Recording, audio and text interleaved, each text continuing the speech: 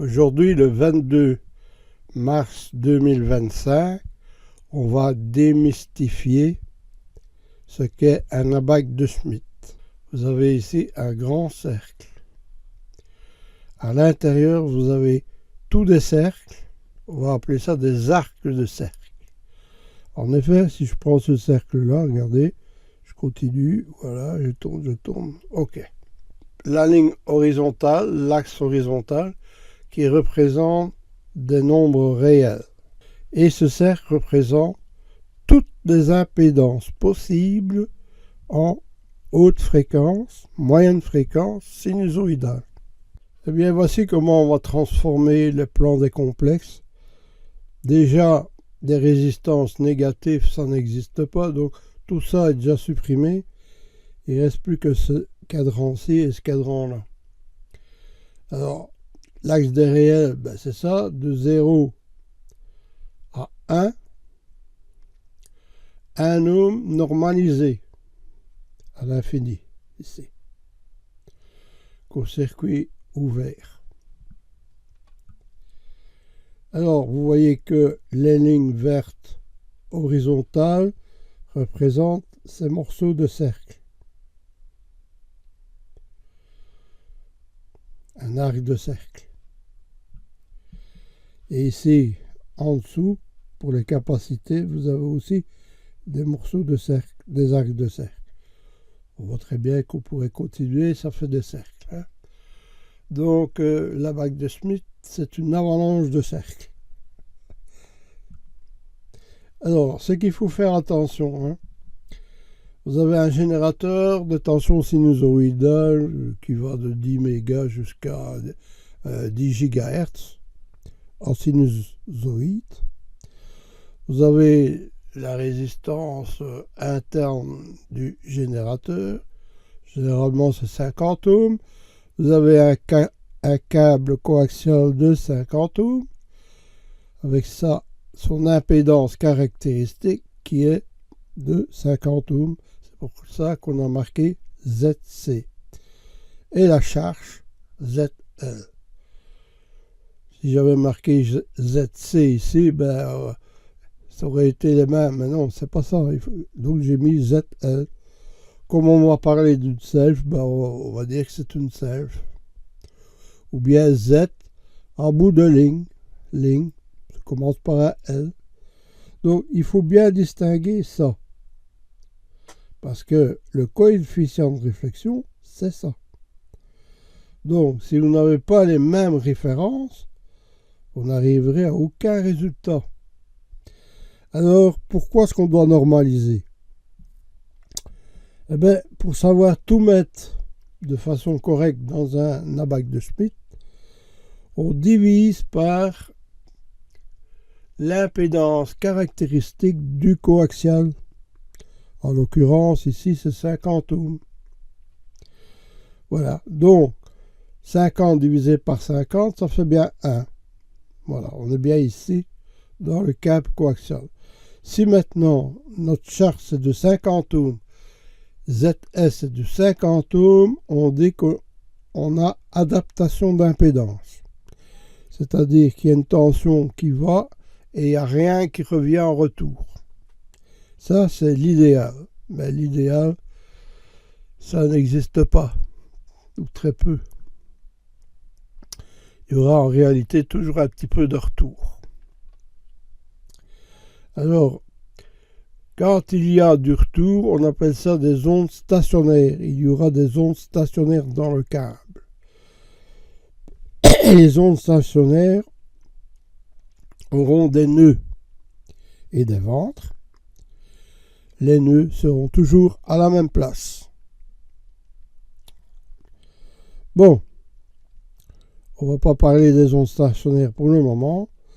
L'abaque de Schmitt, c'est ça. Le coefficient de réflexion, c'est ça. La valeur absolue du coefficient de réflexion, on peut l'appeler ρ. Souvenez-vous de ce que j'avais dit avec les complexes. Le module. Le module. le module du coefficient de réflexion, 0. Voici un logiciel, c'est le logiciel Smith, version 4.1. Attention, moi j'ai eu de la chance, j'ai eu le logiciel sans le malware. Dernièrement, j'ai vu qu'il y avait un malware sur ce logiciel. Et si vous avez un anti-malware, il vous l'enlève avant même que vous installez le programme. Enfin, si jamais il arrive à enlever le malware et que vous poussez installer le programme, c'est ce que vous aurez quand vous ouvrez ça. Alors, première chose, vous allez sur Tools, Settings. Alors, ici, soit vous prenez la résistance normalisée. À ce moment-là, vous mettez 1. Voilà. OK, vous avez la résistance normalisée. Bon, on va rajouter quoi? Il faut d'abord rentrer un point. Bon, voilà. Hop. La fréquence. On peut rester à 50 MHz. OK. Vous avez un premier point. Alors, la résistance, ici, c'est 0,5. Hein, 0,5 ohms. Donc, ici, ça doit être marqué 0,5. C'est dommage que ce n'est pas marqué. Là, c'est 1. Là, c'est 0,5. Là, c'est 0. Bon. 0,5. Et ici, c'est 0,5 pour la self. Bon. Voilà. D'ailleurs, 0,5 pour le réel et 0,5 pour la self. OK? Regardez. Si je tourne à l'extérieur du cercle, rien ne bouge. Dans le cercle, j'ai toutes les impédances constituées avec ma croix. Ici, j'ai l'impédance, c'est une self. Hop. OK. Là, j'ai encore une self. Enfin, tout ce qui est au-dessus, c'est des selfs. Tout ce qui est en dessous, ici, c'est des capots. Vous voyez, ça te marque ici. Voilà, voilà, voilà. Maintenant, on va ajouter une ligne de transmission. Voilà. 50 ohms, du coax 50 ohms, voilà. Ah, regardez.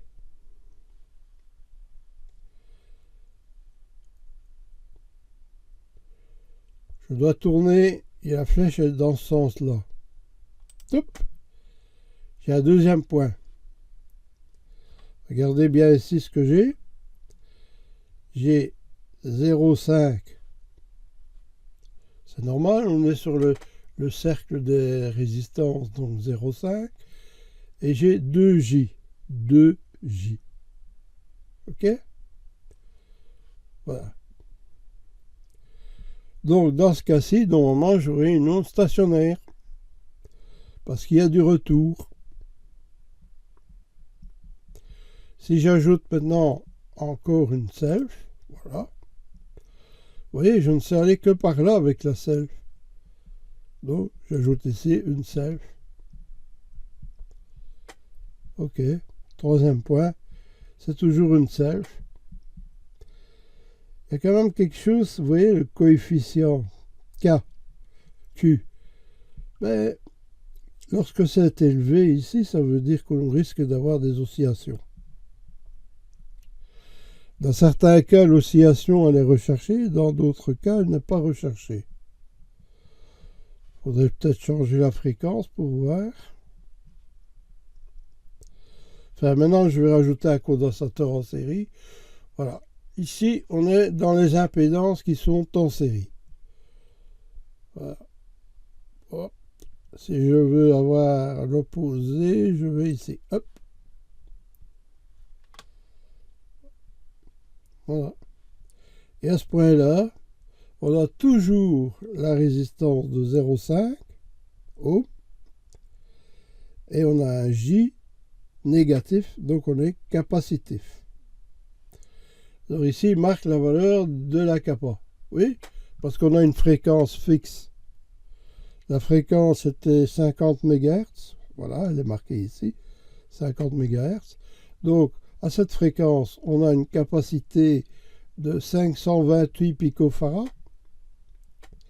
On a une sève de 3,8 nanohenry. Et on a une ligne de transmission de 50 ohms. Et ici, vous avez une sève. Ici, c'est une sève, hein, puisqu'on est dans la partie supérieure de l'axe. Vous voyez? Maintenant, si on met des composants en parallèle, voilà. Alors, vous voyez, j'ai des cercles, mais de l'autre côté. Je vais aller là. Tchouk. Donc, les cercles sont de l'autre côté. Pourquoi? Parce qu'on est en admittance. En admittance, on a ça de l'autre côté. Je vais essayer de marquer les admittances. Ici, pour voir les admittances, je fais ça. OK. Vous avez vu? J'ai les admittances. Bon, maintenant, si je veux mettre une résistance en parallèle, voilà. Hop. On arrive à un court-circuit ici au bout. Touc. Donc, à cette fréquence-là, j'ai réussi à faire un court-circuit au bout de ma ligne. Vous voyez? En mettant tous ces éléments-là, j'ai un court-circuit ici. C'est pas magnifique, hein, la bague de Smith? Hein? Ben oui, ça vous calcule tout.